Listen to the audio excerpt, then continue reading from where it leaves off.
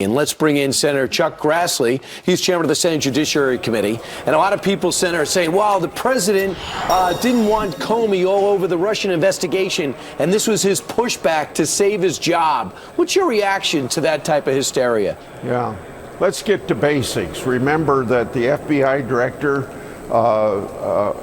reports to and is under the direction of the Deputy Attorney General. That's Rosenstein.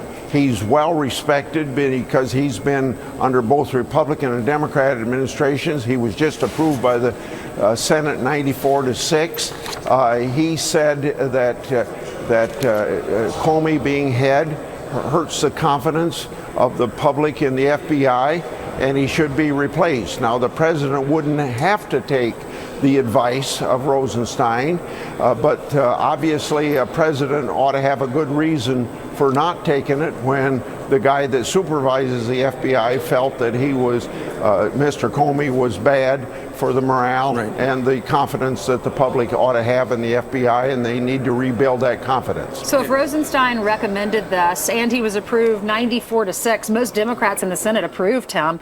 What do you make then of Democrats now being against this? Is it just political? Is it anything that Donald Trump does they hate?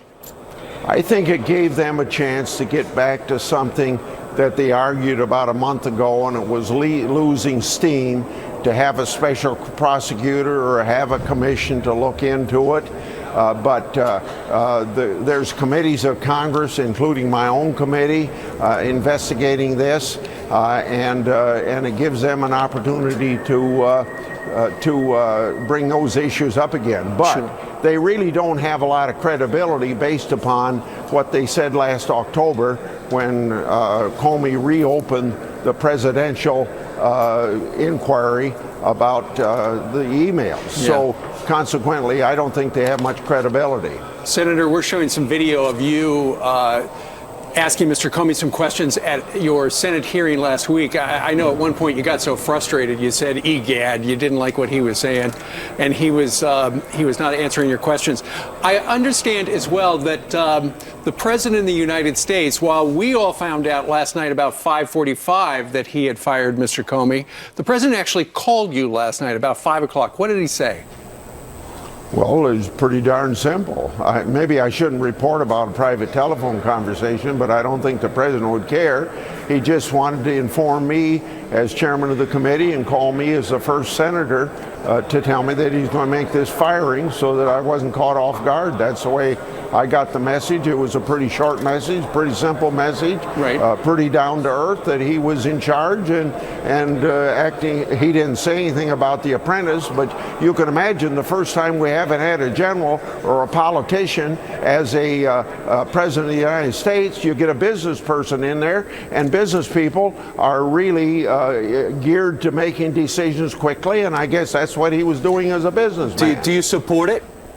Of course I support it. What about the timing? Did you wish he did it when he took the job in November, or officially became on board in January?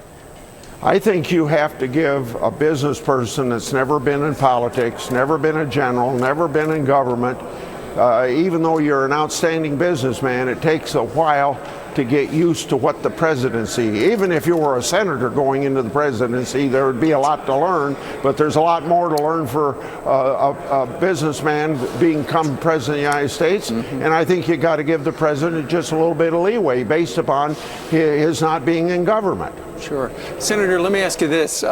I don't know if you've watched any of the other channels this morning or read any of the papers, but they're talking about the firing was Nixonian. It has echoes of Watergate with the Saturday Night Massacre, stuff like that. For the people who are writing those headlines, what's your message to them? My message is suck it up and move on. Suck it up, just like that. All right. I just want you to hear from Senator Susan Collins. She got the call too last night. Here's what she said. The president did not fire the entire FBI. He fired the director of the FBI. And any suggestion that this is somehow going to stop the FBI's investigation of the attempts by the Russians to influence the elections last fall is really patently absurd. But that hasn't stopped. Do you agree? Listen to Susan Collins. She's got a lot of common sense. She looks at things independently, and she's 1,000% correct in what she said, and she can speak for me on that point. All right, Senator Grassley, thank you for joining us. Good to see you. Goodbye.